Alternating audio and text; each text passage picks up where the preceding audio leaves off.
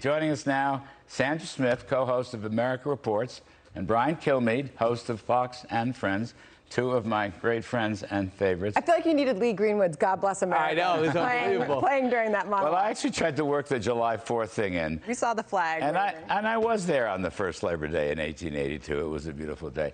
But in all seriousness, it just seems to me nowadays, labor unions are all government unions, the old-time values, the old-time leaders who fought hard for wages and benefits but did not hate business.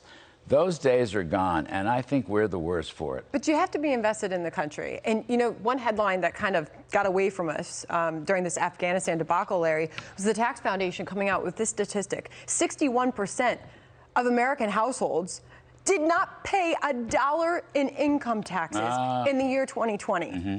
So if you're going to care about what is happening in this country, Larry, you've got to be, you have to be working. And right now, the very policies that you are talking about, implemented by this administration, that are meant to help those people, it is lowering their wages. And guess what? As a result of that, you're going to have Democrats calling for higher wages mandated on these businesses. It is anti-business. There's one question I have for every administration. I was fortunate enough once to ask this of former President Bill Clinton, and this was during the Obama years. And he teed off on Democratic policies in defense of them. Is this a business-friendly environment? And there are so many things that you just said and so many raw facts and statistics right now that would back up that it is not. We need to get people back to work, period. That's my Labor Day message. No, it's a key message. Brian Kilmeade, look at it. I try to make this as simple as I can. The formulation, you can't have a good job, a good paying job, unless you have a good business to work for. If you're taxing the business to death, literally, if you're taxing business profits, you're taxing the workforce because there's not enough money to get wage hikes. I don't know what's so hard about that. Just for the record, so far I have not said anything wrong. Good. Correct? All right, good. Congratulations. Number one, I want to take a step back, even fundamentally. I think right now the scary thing about what's happened over the last year is life's unfair. America's unfair, not good, unfair, and that whole problem that you're not Jeff Bezos and that you're not Elon Musk is because the world is stacked against you. It's unfair. These rich, horrible people, instead of looking up for the innovators, successful people and say, how do I get that? It's like, why do they have that resentment, which I think is anti-American? What I would like to do is start looking up more and more to those people and stop talking about free school lunch. Stop talking about free preschool. Stop talking about free community college and talking about the journey. I love the way you started in that you were praising blue-collar workers, people that work manufacturing. Don't say manufacturing. The people that work manufacturing jobs that do it. What they got is certainty of income. They have a chance to move up. There's a legacy with families. And at the same time, if we can work at the highest level to keep those jobs here, that means American consumer agrees to pay a little bit more in some way. Then all of a sudden, America is moving in the same direction. There's got to be glory in work, glory in effort, glory in the journey to be successful. There's not enough emphasis put on the journey to be successful. And that if you are making $18,000 or $80,000, it's step one, step two, step three. You're on your way. I'm for work. Work is a virtue. Work is a godly virtue, my judgment. Absolutely. It's certainly an American virtue. I'm also for safety net in times of need. Government has to help with a safety net.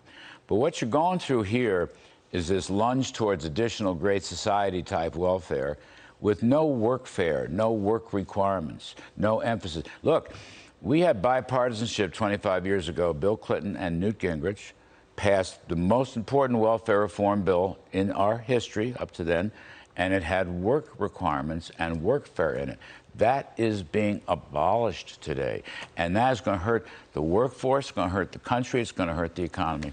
It's a change in mentality, though, too. I don't know how many anecdotal stories you all have of people who have just been receiving the unemployment checks, able-bodied people that could be going back to work and be back in the workforce, but they see the opportunity, they're seizing on it, they're staying home. And the supplemental checks. And the supplemental checks, and guess what? They've got a pretty darn good life doing that. But if there's no stigma or no shame or no glory in going back to to work. I don't know. I grew up, it was if somebody was out of work, that was tough times, and you did your darndest to get back to work. You pulled yourself up from your bootstraps.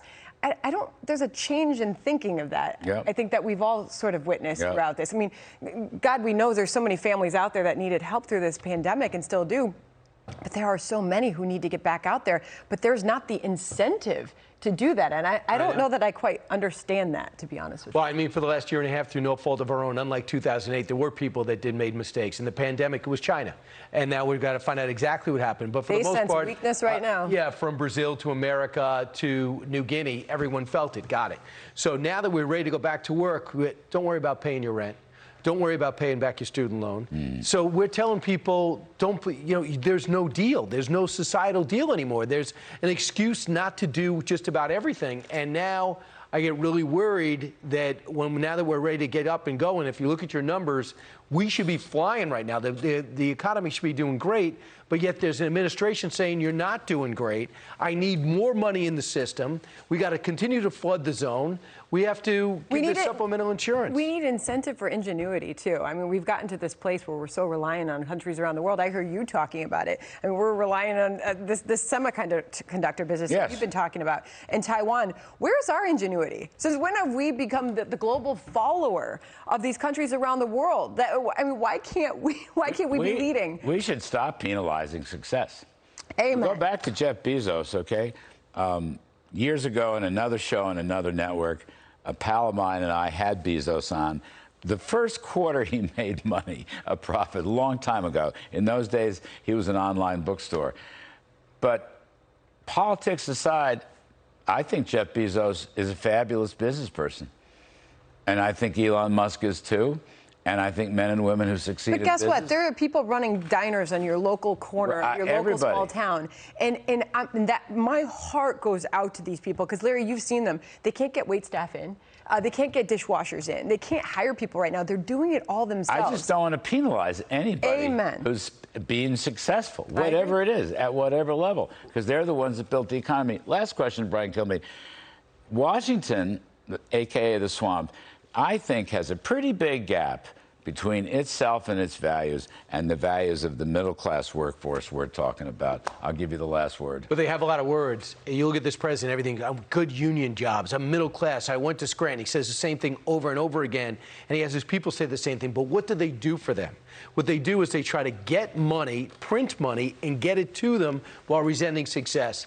I'm stunned by what is happening right now, and I just think we have to have a reconfiguration. If schools aren't going to change, it's got to come from the top down to talk about innovation and risk. Jeff Bezos had a great job. He quit it, went down to zero, took huge risk. You know the story. But he was successful and said, it's not enough. I want more. But no one guaranteed his success. But there's glory in an effort. And I think we got to talk about that. Good. Strive for it. Good. Thank you, Sandra Smith, the best. Thank you, Brian Kilmeade. Can't thank you enough. You're both fabulous.